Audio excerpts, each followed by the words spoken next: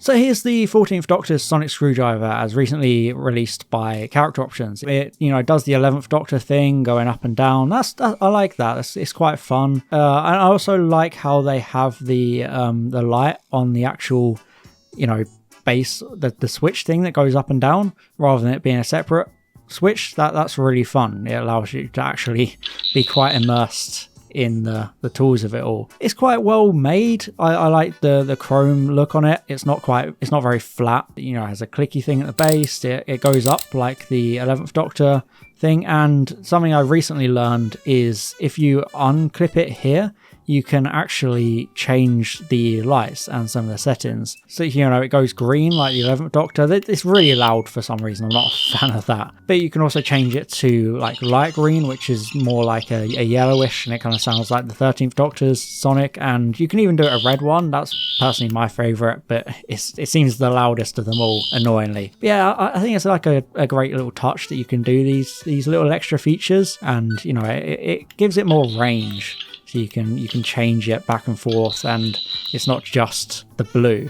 You've got quite a few options there. I do wish you could, actually change it without taking half of it off. I understand why they probably did that, but I wish you could change it just with the clicky thing at the bottom. It's nice and light. I wish it was a little bit heavier. I guess if you want the heaviness, you spend £1,000 for the authentic one. But it's quite well crafted. It's nice and solid. It doesn't feel cheap. You can flick it around a bit, and it's good for both looking nice on the shelf, and also you can use it like a toy, or role playing or whatever, if that's what your thing is. So, I think it looks nice. It fits nicely in the hand. It doesn't look cheap when you zoom in. There's no clear joins and plasticky bits. It generally looks and feels quite nice. One of my main issues with it is like the light behind the frosted glass, kind of. It makes it a bit hard to see sometimes, especially at the top. Like, I know you've got great chrome shininess, but in terms of the actual lighting effects of it,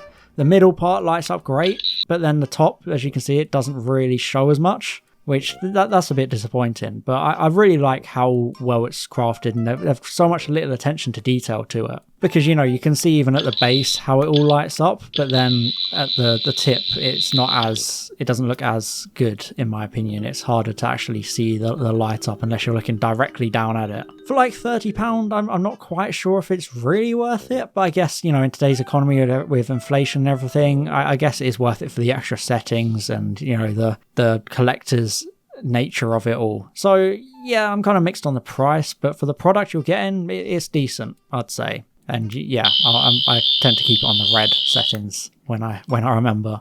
But yeah, that is currently basically my mini review of the sonic screwdriver. Not much to say about it. It's neat, I guess. And yeah, that's it really. And a special thank you to my Bantam level patrons, Fallon Cortez and Nathan Gibson, my Platinum level patrons, Maximilian Foreman and Nick Games, and all my Gold level patrons, Boots, Calvin, Daniel Shillito, Franzorn aka Line Vortex, Perna Verzog, Robert Hock, and Tom Azar. Thank you so much for your support.